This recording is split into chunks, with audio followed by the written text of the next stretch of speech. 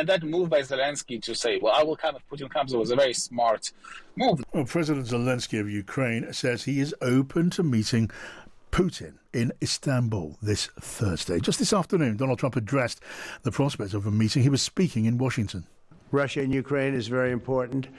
I was very insistent that that meeting take place. I think good things can come out of that meeting. Stop the bloodshed of the horrible, it's a bloodbath. But that 5,000 more, it's really much more, trying to be conservative, more than 5,000 soldiers. Russian, they're not American soldiers, they're from Russia, they're from Ukraine, but they're people. They're human souls, and they're being killed at levels that we haven't seen since the Second World War. And it's every week. A lot of drone fighting. It's a whole new form of warfare, and it's violent and vicious. Donald Trump speaking just a short while ago. Alistair Dorber joins us now, Washington correspondent for The Times. Hi to you, Alistair. Hi, John. So Donald Trump there, he was right that he was insistent. That's certainly true. But what happened here at the beginning of the weekend, President Trump, he was being cited as saying that he backed those European leaders from Britain, from Germany, from France and from Poland, who laid down an ultimatum to Vladimir Putin. Come and do talks and do it now or you will face heavy sanctions. And then suddenly Donald Trump is saying, come to talks, but there were no preconditions. It looks like a big U-turn. Yeah, I mean, that was after Putin spoke over the weekend, ignored the European demand for a ceasefire, and Trump seems to have adopted that. Now, what was interesting in the press conference we've just had at the White House in the last few minutes is that Donald Trump, who is due to fly later today to the Middle East, he's got a trip to Saudi Arabia, Qatar and the UAE, he said that he will turn up in Istanbul on Thursday if it would be helpful for the talk. So we could be in a position by the end of the week where we've got Zelensky, Putin and Trump, if not around the same table on Thursday, then at least in the same place, all talking about the same thing. It seems that he has ignored this sense of a ceasefire today, even though some of his colleagues who are working on this issue have demanded it too. And his focus now seems to be in this meeting on Thursday in Turkey. Will there now be, I don't know, some sort of hope, more hope at least, that the talks in Turkey, let's assume they go ahead. Donald Trump said he's willing to be there. Putin says he's willing to do that, and Zelensky said he'll be there too. Is there more hope that that might actually yield some results? Because Vladimir Putin has been just playing for time, stalling, stringing people along, to use Trump's phrase, for so long. Yeah, I mean, look, this conflict is nearly 3.5 years old now, and since Trump came to office, there's been a sort of a number of abortive ceasefire attempts and deals on the table. Yes, it would be the first time we've got all three leaders in the same place at the same time. Whether they all want the same thing, Trump, as we heard in the clip there, is adamant that he wants peace. Whether Vladimir Putin wants the same thing, we just don't know. So I suppose it's progress that we get them all around the table, but there's been a number of false storms on this before. So it's a test of Putin. It's also a test of Donald Trump, because it is within his power to apply severe pressure on Russia. Yeah, it is. And I think that, we had the prospect of sanctions that were raised over the weekend. He has decided to ignore that demand from the European leaders and Ukraine. So we'll see. There is still a number of tools in the American toolbox to put pressure on Vladimir Putin, but Trump at the moment doesn't seem to be particularly inclined to use them. Right, so we wait and see again how it plays out. Now let's cross now to Paris, where we can talk live to Yaroslav Trofimov, the Chief Foreign Correspondent at the Wall Street Journal. Hello to you, Yaroslav. Hi, how are you? Great to be on the show. It's good to have you here. Look, can you tell us how does this look, though, from European eyes on your side of the channel? Because those European leaders came together and they laid down a much tougher line, didn't they? There was a very clear warning. They were willing to really pile the pressure on if Putin was not willing to do a deal. Right, and we're hearing. Right, and we're hearing from these European leaders again that they are sticking to their guns and continue to apply pressure. We heard from the French President Macron and from the German Chancellor Merz that there is a deadline by the end of today, and President Putin should accept this call for ceasefire or else. And the else here is the threat of more European sanctions and also deliveries of weapons that haven't been delivered so far to Ukraine, such as the Taurus missiles that are made by Germany. Right. I mean, what do they make, I think, those European leaders on what happened over the weekend, where they started off by setting down very tough terms, an ultimatum to Vladimir Putin.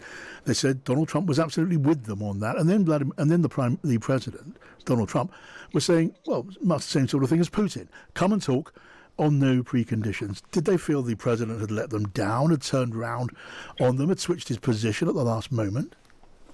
Well, I think it's not a switch of a position, but it's certainly there is frustration in Europe. However, President Trump said, President Putin must come down. And that's a very big difference from what the Russians had wanted all along, which is a low-level technical negotiations that would drag forever and that would kind of basically discuss Ukraine's capitulation here. So President Putin, so far has refused to meet with Zelensky. They only met once before this war began in Paris, of all places. And obviously, there's a great reluctance in Moscow to have this summit, something that Zelensky is exploiting very deftly by saying, well, I'm ready to come to Turkey if it's for a meeting with Putin.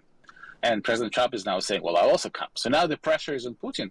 And obviously, for him to acknowledge that Zelensky is a statesman of equal standing with whom he must have negotiated, as opposed to an illegitimate ruler of a neo-Nazi regime, as he says, that must be overthrown, that's a big change.